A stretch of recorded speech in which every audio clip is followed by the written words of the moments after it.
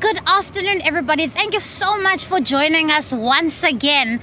We have just stepped out of the SONA debate, which is day one, where the DA leader, who's going to tell us a little bit more about what he has said this afternoon, delivered his speech in response to the president's SONA on Thursday night. A couple of DA speakers also landed some very, very good points. But what it really was quite important and was quite newsworthy that came from his speech is the motion of no confidence that John has tabled in the cabinet, the Ramaphosa cabinet. I want us to tell us a little bit more about what that means and what the significance of it is. Sure, Siviwe, thanks very much. As we said in previous programs, there was a lot we found laudable in the President's SONA this year. Whether it happens or not, that's the next big thing to see. But one of the big impediments to delivery in South Africa are these useless ministers that we have presiding over things. You've got a tourism minister who's more interested in chasing after the judiciary than chasing after tourists. You've got Fikile Mbalula, who got one driver's license machine and it breaks down and we end up with a backlog. You've got Bheki Cele, who completely failed to keep people safe or protect lives and the economy there. You've got Patricia de Lille, whose one job is to look after government buildings, and there it goes up in flames, our parliament, on her watch.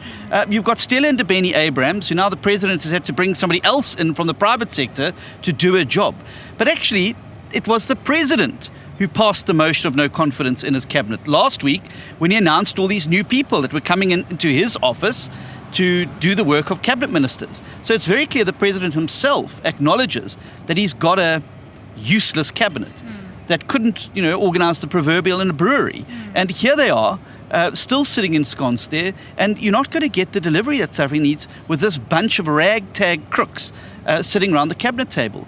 So we also know the president doesn't have the courage to fire them because he's terrified of what it means for the party conference later this year. So there's a mechanism in terms of the constitution that allows you to pass a motion of no confidence in the cabinet. If it succeeds by majority votes in the House, it then means that the president must reconstitute that cabinet.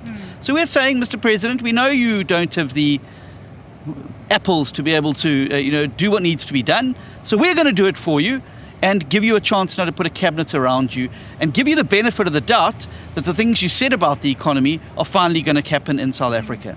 But the reality is, if we continue for another year with these useless ministers sitting around the table, spray gunning SASSA beneficiaries, stealing money, more interested in spending money on curtains and carpets and cars for their offices than on delivery to people, life's not going to get better for those 30 million poor South Africans. Yeah. So let's get people in place there that actually care about the job, they take it seriously, and they want to see change. Yeah. So we're going to help the president do that by passing this motion in the House.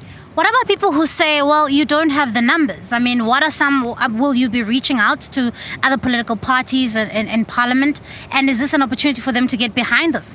Well, absolutely. And I would sincerely hope that those parties that have been talking about precisely this today realize that this is an opportunity for Parliament to flex its muscles. We've seen the president consolidating all this power in his office.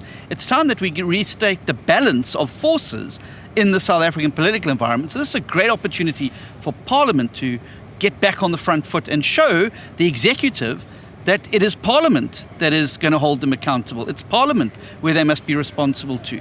They can pitch up at Luthuli House as much as they want, but it's Parliament that has got the job in terms of the Constitution to hold them accountable. And if they don't do their job, we must be empowered to get rid of them. And I think South Africans are sick and tired of hearing broken promises, and they're sick and tired of seeing ministers swanning around in these fancy SUVs with blue lights, pushing people off the road and not delivering. And I think that this is going to be a strong message. So we're going to call on all South Africans, not even in Parliament. If there are South Africans out there that support our call, write into your newspapers, write to your MPs, contact your councillors and say, we support this plan to get a new cabinet in place, a cabinet of delivery for South Africa, and get rid of these lame ducks that are sitting there and doing nothing. Absolutely. Thank you so much, everybody, for joining us. We still have more speakers coming up and delivering us their speeches in Parliament today. And then we have day 2 of the parliamentary debate tomorrow. Well, these debates are quite important because this is an opportunity for the House, for the opposition, to respond to the State of the Nation address by the President. And the President has an opportunity then on Wednesday to have a response. And so this is a quite important parliamentary mechanism for us to be able to truly represent the people of South Africa. Thank you for joining us. Thank you, Sib, and congratulations on an excellent speech. Don't miss it. If you missed out today, catch it on the YouTube channel, rewatch this particular channel. You'll be able to see all the DA speakers and the lineup. But a really awesome day so far. Let's hope it continues. It's hot out here, Yeah. but we've made it hot in the chamber as well. Thank you, everybody. Till next time.